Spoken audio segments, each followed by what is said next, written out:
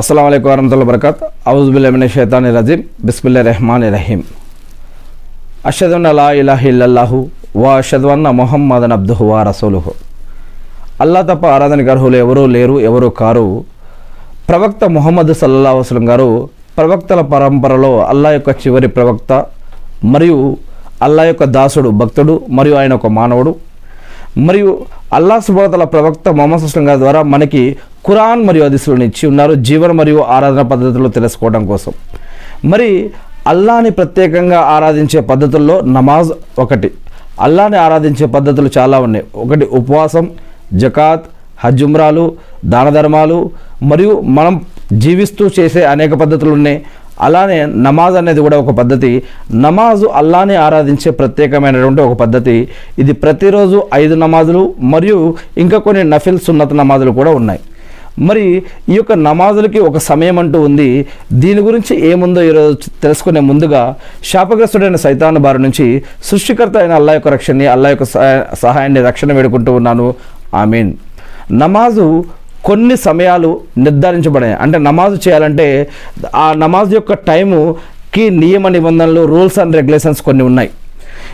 ఇది అల్లాహ్ సుబ్హానహు వ తఆలా దైవదూత అయినటువంటి జిబ్రీల్ అనబడే గబ్రియల్ దైవదూత ద్వారా చివరి ప్రవక్త అయినటువంటి ముహమ్మద్ సల్లల్లాహు అలైహి వసల్లం గారి ద్వారా మనకి ఈ యొక్క పద్ధతులు, ఈ యొక్క సమయాలు, సందర్భాలన్నీ కూడా తెలియజేశారనమాట. ఈ యొక్క రూల్స్ అండ్ రెగ్యులేషన్స్ అన్నీ కూడా. నమాజ్కి కొన్ని నియమాలు, నిబంధనలు ఉన్నాయి. సమయానికి ముందు చదివితే స్వీకరించబడదు. అదేవిధంగా సమయం తర్వాత చదివితే అది కేవలం పూర్తి చేసినట్లు అవుతుంది, పాటించడం అవ్వదు.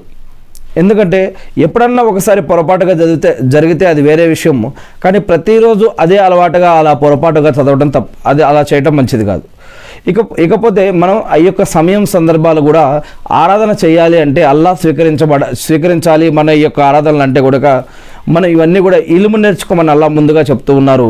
అంటే మీరు ఏం ఆరాధిస్తున్నారు, ఎలా ఆరాధిస్తున్నారు, ఎందుకు ఆరాధిస్తున్నారు, అది మరి ఇంత కష్టపడుతున్నారు కదా, అది స్వీకరించబడుతుందా లేదా, మరి ఇవన్నీ కూడా తెలుసుకోమని చెప్తూ ఉన్నాడు. అందుకనే ఇవన్నీ కూడా మనం తెలుసుకోవడం చాలా ముఖ్యం అన్నమాట. ఇకపోతే అందువల్ల ప్రతిరోజు ప్రతి నమాజును దాని యొక్క నిర్దిష్ట సమయంలో ఆచరించాలి. నమాజు సమయాలను గురించి ఖురాన్లో కొంచెం సంక్షిప్తంగా మరియు హదీసుల్లో అయితే కనుక చాలా వివరంగా ఉంది. దీని గురించి ఖురాన్లో 2 ఆయతులు పేర్కొనడం జరిగింది. అవి మూలం. ఇక అదే కాకుండా ఇంకా కొన్ని హదీసులు కూడా ఉన్నాయి. నిజంగా మరి మీరు ఈ యొక్క విషయాలు చూసుంటే కనుక ఒక 2 ఖురాన్ వాక్యాలను నేను చెప్తాను ఇక్కడ. విశ్వాసులకు నిర్ణయించబడిన సమయాలలో మీరు నమాజు పాటించడానికి విధిగా నియమించబడింది అని ఖురాన్లో 4వ అధ్యాయం 103వ వాక్యంలో చెప్పడం జరుగుతుంది. అదేవిధంగా మీరు దినపు చివరి భాగాల్లోనూ మరియు రాత్రిపూట కొంత భాగంలో కూడా నమాజు చేయండి అని సూరా హూద్లో 11వ అధ్యాయం 114లో చెప్పడం జరిగింది.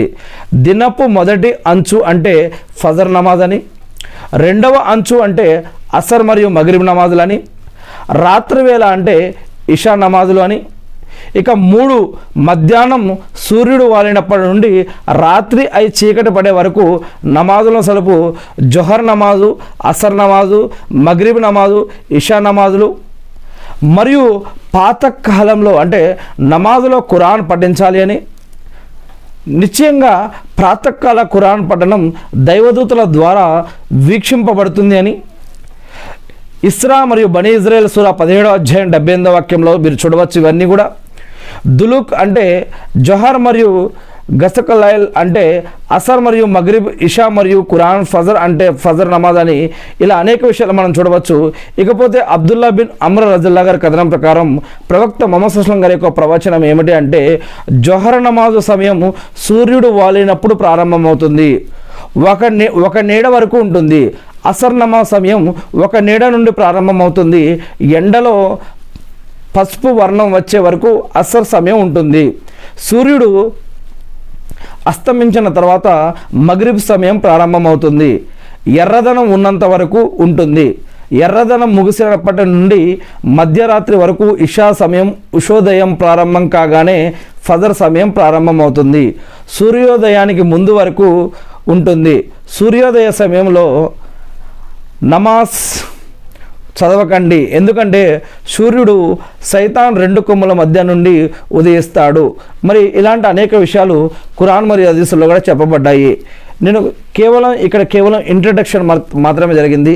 అనేక వివరాలు మనం ఖురాన్ మరియు హదీసుల ఆధారంగా మరి ఈ యొక్క తెలుగు బుకారాల్లో చెప్పుకోవడం జరిగింది. నేను ఆ సృష్టికర్త అల్లాహ్ని ప్రార్థిస్తూ ఉన్నాను, అల్లా మీరు ప్రవక్త మొహమ్మద్ సల్లల్లాహు అలైహి వసల్లం గారి ద్వారా ఏదైతే ఖురాన్ మరియు హదీసులు మాకు ఇచ్చి ఉన్నారో వాటిని మేము తెలుసుకుని, నేర్చుకుని, అర్థం చేసుకుని, గుర్తుపెట్టుకొని వాటి ప్రకారం మేము జీవిస్తూ మిమ్మల్ని ఆరాధిస్తూ తెలియని ఇతర సోదరులకు తెలిపే భాగ్యాన్ని మాకు ప్రసాదించడం వల్ల ఆమీన్.